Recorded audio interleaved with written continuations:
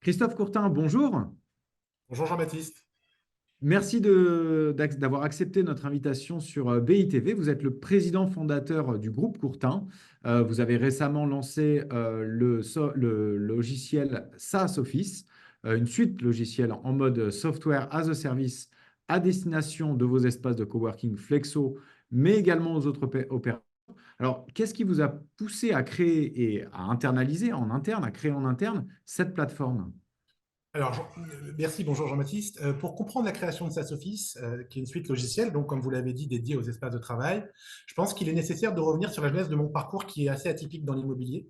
Alors, je ne suis pas du tout issu originellement du secteur de l'immobilier. J'ai lancé une startup dans l'assurance après mes études quand j'avais 25 ans, qui s'appelle Sentian, enfin, elle existe toujours d'ailleurs, et qui, après une décennie d'hypercroissance, grâce à la digitalisation du secteur, est devenu le leader de son marché, et je l'ai revendu en 2015. Donc 2015, j'ai cédé cette société à deux fonds d'investissement. J'ai fondé deux entreprises. La première, c'est Court Investment, qui finance des startups. Aujourd'hui, une centaine de participations à date. La deuxième, c'est Courtin Promotion, spécialiste de la construction et de la réhabilitation, notamment dans le sud-est, Chalut, Sophia Antipolis, où je suis assez présent, avec environ 60 000 m² développés à date. Et ensuite, au tout début du Covid, début 2020, j'ai décidé de devenir exploitant d'espaces flexibles et responsables en région, avec aujourd'hui la marque Flexo qui est implantée dans 17 villes et nous en visons une cinquantaine d'ici 4 ans.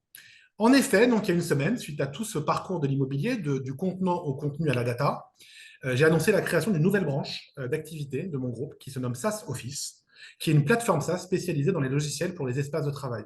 Alors pourquoi j'ai créé SaaS Office? Assez simple en fait. Quand on a commencé à vouloir exploiter nos espaces, avec notamment Flexo, partout en France, on a utilisé pas mal de logiciels sur le marché. Et on s'est rendu compte que la grande difficulté, et d'ailleurs elle réside toujours cette difficulté, c'est dans la capacité à ces logiciels en fait à se mettre à jour, à évoluer. Et en plus, vu qu'on communique avec différentes startups, c'est très difficile d'expliquer à 10 startups car on voudrait que ça soit comme ça ou comme ça. Ils disent oui, mais c'est pas dans ma roadmap, c'est pas dans mon planning. Donc on s'est dit qu'on allait le faire il y a 4 ans.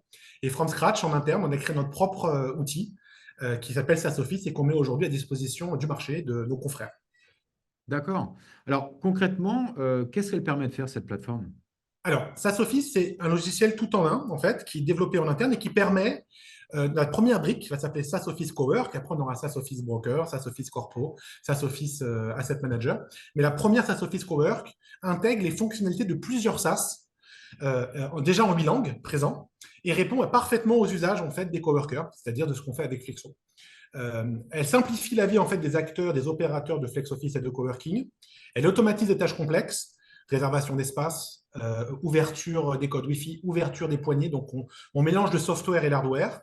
On commercialise évidemment les espaces, on peut les facturer, on peut suivre les membres, bref, on peut savoir qui vient dans les bureaux, qui vient pas de façon automatisée. On voit que là, ça peut intéresser notamment les corpos. C'est pour ça qu'on développe cette brique, ces sous-briques en fait pour les corporates avec qui on discute. L'interface, elle est hyper conviviale, c'est hyper rapide. Et donc, aujourd'hui, les acteurs du coworking, les opérateurs peuvent se concentrer sur l'essentiel, c'est-à-dire offrir un environnement de travail inspirant, collaboratif à tous leurs membres. Alors ça, c'est un résumé, car la solution, elle va bien au-delà. Et donc, je vous l'ai dit, on va sortir pour le troisième trimestre les différentes briques. Donc, SaaS Office Broker, avec qui j'échange déjà, SaaS Office Corporate, avec notamment les utilisateurs qui veulent avoir des informations sur leurs collaborateurs dans leurs espaces. Aujourd'hui, c'est un peu le flou. Certains en ont, certains en ont pas. Mais c'est très compliqué de savoir qui vient au bureau lundi, qui vient pas le vendredi, de façon complètement automatisée. Ça, on va le proposer. On le propose déjà, ça fonctionne, on est en POC, mais on va le mettre en place, on va dire le commercialiser pour la fin d'année. Et en fait, voilà, SaaS Office, c'est une suite logicielle par sous-jacent qui permet vraiment aux acteurs de l'immobilier d'avoir des outils qui permettent d'être plus productifs. D'accord. Et alors, du coup, plus généralement, puisque vous avez parlé de Flexo, comment est-ce que vous voyez évoluer ce marché du coworking en France? Alors, le coworking en France, c'est un marché quand même très dynamique et qui est en forte croissance. La tendance va évidemment perdurer puisqu'il y a une mutation profonde depuis le Covid-19. Alors, selon diverses études qu'on voit, que ce soit BCG, MAC, Goldman, on voit que le marché va connaître une croissance assez importante mondiale puisqu'il devrait être multiplié par 6. On va passer de 2% d'espace flexible et de coworking à 20% d'ici 2030. Alors, évidemment, comme tout marché en hypercroissance, il va y avoir une consolidation parce qu'en fait, il y a beaucoup d'acteurs qui n'ont pas encore atteint la rentabilité nécessaire et il va y avoir évidemment des rapprochements. D'ailleurs, on explore certaines opportunités car nous, avec Flexo et le support du groupe Courtin, on dispose d'une base solide pour accélérer le développement, que ce soit comme on l'a fait depuis 4 ans en organique, avec déjà 17 implémentations, ou alors par croissance externe. Alors ça, c'est pour le marché en général du coworking. Si on regarde plus précisément maintenant le marché en région, en France, on se rend compte que les régions ont des fondamentaux qui sont assez solides. Les espaces de coworking bénéficient d'un taux d'occupation élevé. Alors, cette situation est d'autant plus marquée qu'avec la crise actuelle, les métropoles ont une pénurie de bureaux neufs.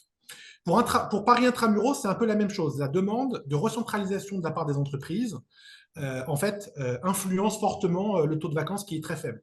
Les zones, à mon avis, qui vont être les plus affectées dans les années à venir sont clairement la première et la deuxième couronne parisienne, où la demande des entreprises est nettement plus faible et le taux de vacances beaucoup plus élevé. D'accord. Alors, bah, déjà, merci pour cet éclairage sur le coworking. Mais ce n'est pas les seuls métiers, comme vous l'avez rappelé, du groupe Courtin. Promotion, investissement, coworking, digital aussi avec les PropTech, logiciel maintenant.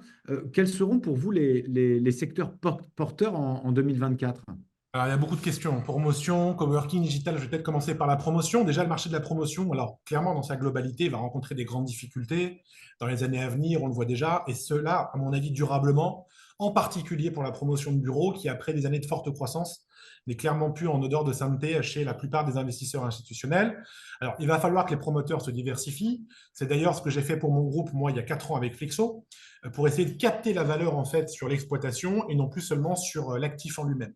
Alors, en ce qui concerne maintenant l'investissement, dans les PropTech notamment, je pense que les levées de fonds vont être très difficiles, clairement pour la plupart des startups de l'immobilier, pour deux raisons principales. La première, c'est la raréfaction globale des liquidités dans le domaine du capital investment au niveau mondial.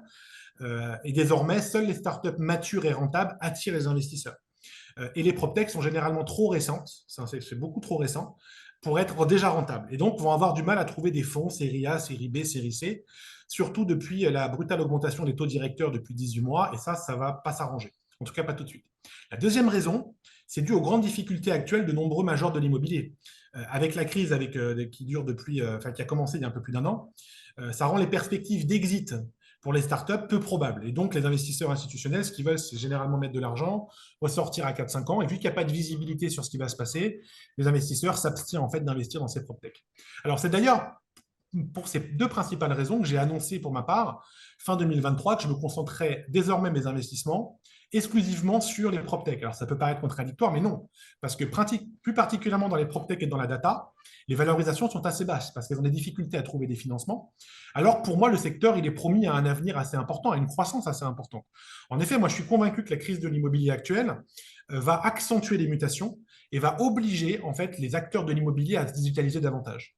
On l'a vu dans l'assurance en fait et les fintech dans le mois que j'ai connu avec Santia, j'étais une des premières assurtech dans les années 2010 et je pense que l'immobilier, c'est ce que je disais déjà et que je répète, les proptech vont être le secteur qui va le plus progresser dans les années 2020-2030.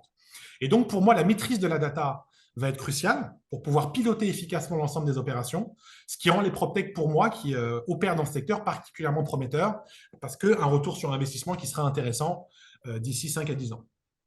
D'accord. Eh ben, j'espère qu'on suivra ça, en tout cas avec Business Imo, avec attention. Merci Christophe Courtin pour votre témoignage et puis peut-être à bientôt. Merci beaucoup Jean-Baptiste, à bientôt.